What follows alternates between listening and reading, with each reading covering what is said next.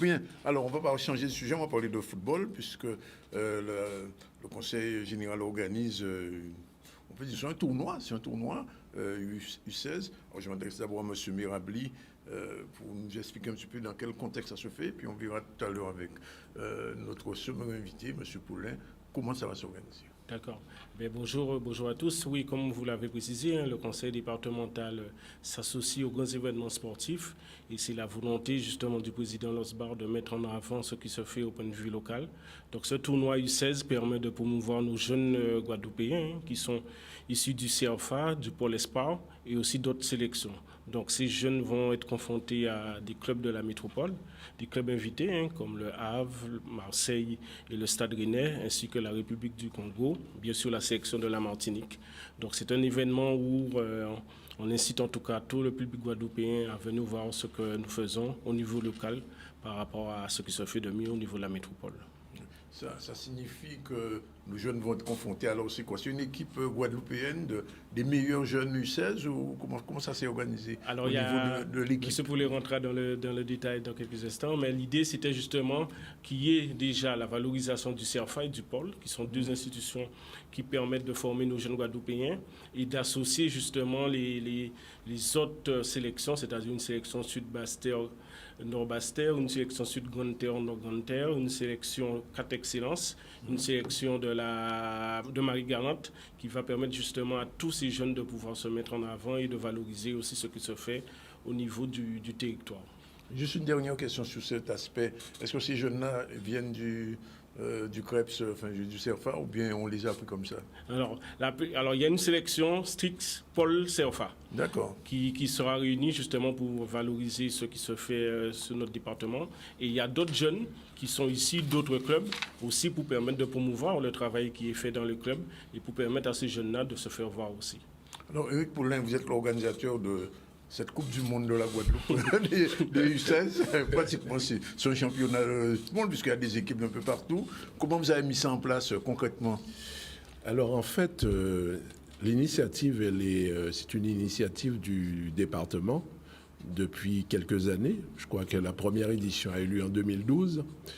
Et pour des raisons pandémie, pendant 3-4 ans, on a abandonné ce projet et qui revit cette année, alors avec une catégorie U16. Alors pourquoi les U16? Parce qu'avant, c'était les U15. Les U15, c'était des jeunes qui sortaient du Pôle Espoir.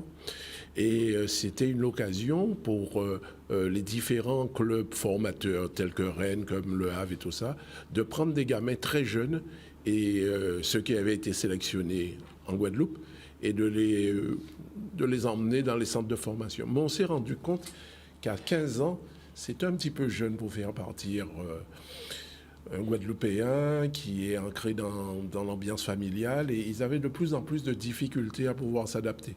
C'est pas sur le plan footballistique, hein, c'est surtout le plan environnemental, l'environnement, éloignement des parents. Voilà. Alors on a décidé cette année, le département a décidé cette année aussi, comme il y a le CERFA qui a pris naissance depuis 2-3 ans, de promouvoir la catégorie U16. Alors ça fait les gamins qui sont bons en U15. Après, ça leur fait une année supplémentaire de préparation. Oui. Et à partir de U16, maintenant, ils sont plus aguerris à rentrer dans les centres de formation. Et là, je pense qu'à partir de cette édition, on verra quand même que dans tous les centres de formation, il faudrait qu'il y ait 1, 2, 3 Guadeloupéens formés chez nous. Alors, à la fin, il y a un champion, quelque chose comme ça. Comment ça va se qualifier, on peut dire? Qui sera qualifié à la fin? Alors, le but avant tout, c'est pas de se dire oui, mais il faut qu'on fasse des équipes pour localement gagner. Non, le but, c'est d'échanger à travers des sélections qui viennent d'Afrique, du Brésil. On a une sélection, on a une équipe de Flamengo. C'est la Coupe du Monde. Voilà. C'est pas tout à fait la Coupe du Monde parce qu'on n'a pas des Asiatiques. Mais bon, allez, disons que c'est un mini championnat avec diverses cultures. Et le fait d'avoir une sélection du Brésil, ça va nous permettre aussi de voir quelle est la différence qu'il y a entre le football sud-américains et européens chez les jeunes.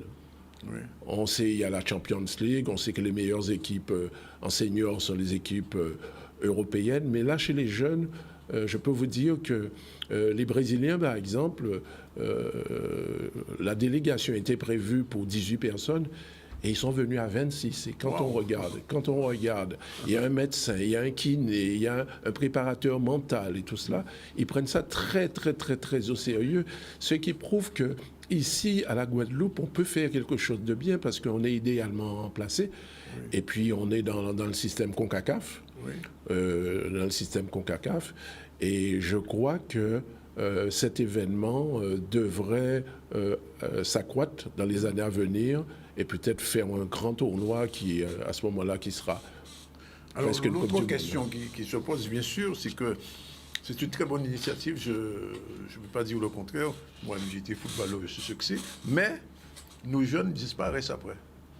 Pas nécessairement parce que le fait de faire ce genre de tournoi aussi incite de plus en plus de jeunes à se mettre au football. On sait pertinemment que ce n'est que les meilleurs des meilleurs qui partira. Donc, en permettant de faire ce tournoi, on incite nos jeunes justement à venir au football et à permettre de valoriser aussi notre formation. Parce qu'on est très conscient que pour pouvoir devenir demain footballeur professionnel, c'est quelque chose de très difficile. Donc, permettre justement à ce que les jeunes se mettent au football en essayant de se faire voir, c'est aussi la démarche du conseil départemental et de permettre justement que les choses se fassent. Alors, la question à l'envers, c'est au niveau de la formation footballistique en Guadeloupe, est-ce que, parce que je sais qu'il y a des problèmes de stade, quelquefois ça dépend de la région, c'est pas de vous, est-ce qu'on a tout ce qu'il faut pour former, est-ce qu'il y a une bonne école de football en Guadeloupe aujourd'hui? En dehors du CREPS, hein. Je parle au niveau des autres clubs, etc. Non, mais de toute façon, aujourd'hui, il faut des événements forts pour inciter, justement, pour mettre en place des choses. À partir de ce tournoi qui restera dans le calendrier, derrière, vous pensez bien qu'il y aura des choses qui vont se mettre en place au point de vue de l'amélioration des infrastructures, de la formation des éducateurs en elles-mêmes, et au niveau de la Ligue aussi, de donner des moyens, justement, aux clubs de pouvoir, justement, travailler au niveau des écoles de football qui permettront, justement, de relever le niveau. Donc cet événement, si vous voulez, doit être vecteur d'une politique derrière qui permet justement à nos jeunes de pouvoir bénéficier de cet événement et de pouvoir se former. Alors, je vous pose la question, mais elle s'adresse aussi à M. Poulain. Un jeune qui émerge, il est plus cadet, il est presque junior. Est-ce qu'il peut demain être chez les Guada Boys, s'il est repéré? Alors, en fait... Maintenant, c'est une politique, je dirais, que la Ligue devrait mettre en place. Parce que la sélection Guada Boys est gérée par la Ligue de football. Oui. Mais une chose est sûre, c'est que quand un gamin est bon à 18 ans, qu'il a été repéré, qu'il est dans un centre de formation, s'il n'est pas en équipe de France, il pourra jouer avec les Guada Boys. C'est-à-dire à partir parce que c'est ça le problème, c'est l'histoire de l'équipe de France. Et, on sait que c'est M. Sylvestre, je crois, qui s'occupe de ça en France. C'est le lionnage qui est un petit peu... Très, je ne dis pas bancal, mais enfin, qui n'est pas à notre avantage, on va dire. Oui, mais l'avantage aussi qu'on a mis en place, c'est qu'il y a les sélections U17, les sélections U19. Donc ce sont déjà des garçons qui sont déjà dans le giron et qui, lorsqu'ils grandiront, comme l'a dit M. Poulain, s'ils ne rentrent pas en équipe de France, ils peuvent justement venir en tout cas venir pour la sélection de la Guadeloupe. Et de plus en plus, de toute façon, de Guadeloupéens qui sont en métropole aspirent à justement participer à... Alors, excusez-moi, vous savez que le mot métropole est interdit maintenant. Eh bien, en France, on va dire, aspirent justement à venir en sélection. Et d'ailleurs, c'est une bonne chose. Parce que participer à la CONCACAF, jouer contre des pays, c'est quelque chose de valorisant. Oui, parce qu'en fait... à 16 ans, vous savez, il y a des footballeurs français au PSG, par exemple, qui ont commencé très tôt au niveau professionnel. Donc, ça veut dire que nos U16 aujourd'hui, potentiellement, ils peuvent aller beaucoup plus loin. Alors, l'autre question pour M. Poulain, on parlait de l'équipe du Brésil, enfin, les Brésiliens qui viennent.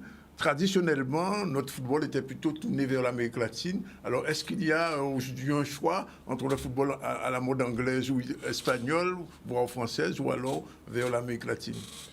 Non, c'est vrai que moi, j'avais été surpris lors d'un stage qui avait été organisé, que j'avais organisé, un stage de formation qui avait été organisé il y a 7-8 ans. Et il y avait une 60aine de gamins. Et l'éducateur formateur qui venait de Métropole, il a dit « Ouais, mais qui c'est qui est pour le Brésil ?» Sur les 60, il y en a 50 qui étaient pour le Brésil. Oui. Alors, c'est qu'on a cependant toujours gardé cette culture Brésil, mais après, maintenant avec des joueurs comme Mbappé, tout ce qu'on voit dans le championnat de France... Neymar ne donne pas l'exemple. Si, je ne dirais pas que Neymar ne donne pas l'exemple, mais Neymar n'est pas le seul. Maintenant, c'est ça, il y a Mbappé, il y a plein de joueurs qui font rêver les jeunes Guadeloupéens. Et cette culture du Brésil va forcément disparaître. Après, si on a d'autres Pelés qui sortent, peut-être de Flamengo, que Flamengo sera ici, eh bien, peut-être qu'à ce moment-là, les jeunes Guadeloupéens... Il y aura des joueurs de Flamengo dans l'équipe qui vient. Ah bien, l'équipe brésilienne qui vient, c'est Flamengo. Ah, c'est Flamengo. Ah, c'est Flamengo. Et quand oui, c'est vrai. Ah ouais, quand je dis qu'ils sont très motivés, c'est quand même une équipe, Flamengo, c'est l'une des équipes de Rio de Janeiro. Avec Santos et bien sûr... Non, Santos c'est Sao Paulo, oui. Mais Fluminense, Vasco da Gama. Et c'est des gens, quand il y a des matchs, des stades de 65 000 personnes, pleins, tout le temps c'est des derbies, la culture brésilienne du football, elle existe toujours. Maintenant, c'est nous, on parlait tout à l'heure des jeunes qui évoluent chez nous. Moi, je pense que l'objectif, ce n'est pas de faire un coup comme on fait là. Oui. C'est pérenniser. De faire un coup. Oui. Quand je dis non, mais par exemple, pour en 2024, l'édition 2024, eh bien, les gamins, il faut que pendant toute l'année, qu'on ait des sélections qui se réunissent. C'est ça qui nous manque. Voilà. Il faut que dès le mois de juin, juillet, qu'on commence à travailler avec des gamins nés en 2008, qui vont commencer à se préparer.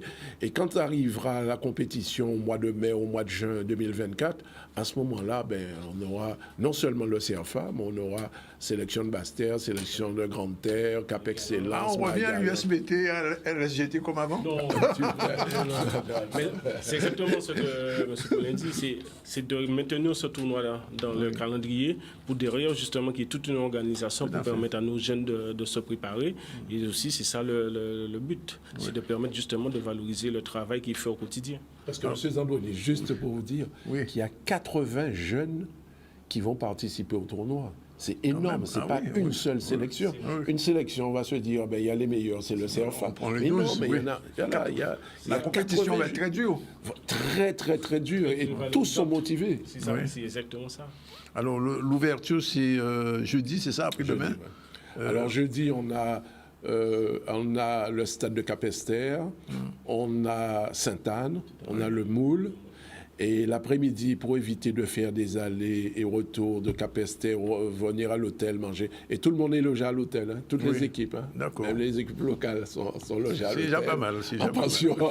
En pension complète. L'après-midi, on a le stade du Lamentin, parce que la pelouse, elle est belle. Et puis, on a le synthétique de Pierre Antonius. Oui.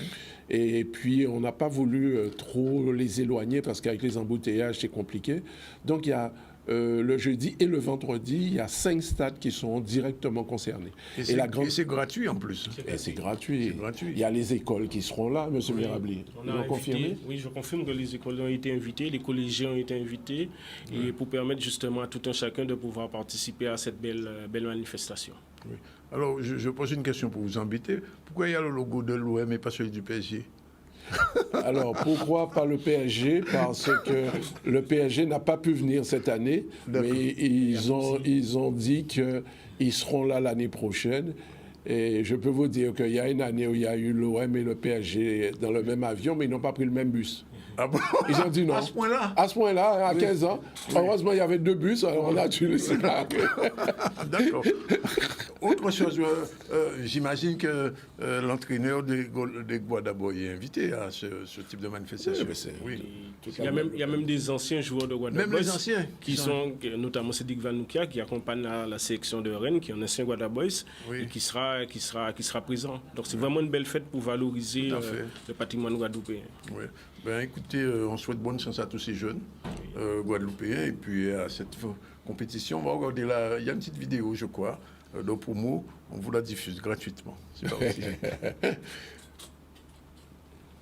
3 jours de compétition, 5 stades, des sélections de jeunes Guadeloupéens face à plusieurs équipes de l'extérieur. Du 1er au 3 juin, ne manquez pas le tournoi international U16 de football du département Guadeloupe et de la Ligue guadeloupéenne de football avec à l'affiche l'Olympique de Marseille, le Stade Rennais, le Havre, mais aussi le Flamengo du Brésil, la Martinique et la République démocratique du Congo. Alors tous derrière nos jeunes, ouh les CEO. Entrée libre et gratuite. Programme complet sur les réseaux sociaux du département Guadeloupe. Ben voilà, merci messieurs. Et puis, Merci, ça a été un plaisir. on prend rendez-vous déjà pour l'année prochaine. Ben, Pour l'édition 2024. Oui. Et puis on vous verra peut-être à la fin de ce tournoi, faire un petit peu de bilan. C'est intéressant. Ouais, On fait un avec bilan plaisir. avec vous. Et, avec plaisir.